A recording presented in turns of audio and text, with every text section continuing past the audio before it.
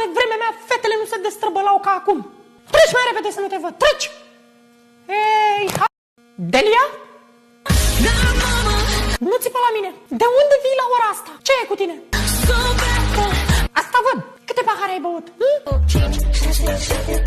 Nici nu mai știi. Treci în camera ta imediat.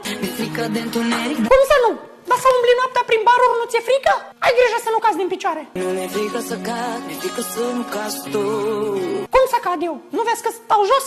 Ce ai în mână? Ce ai furat? Ce ai făcut? Am o geantă plină cu vise. Să duce naibii generația voastră, mamă.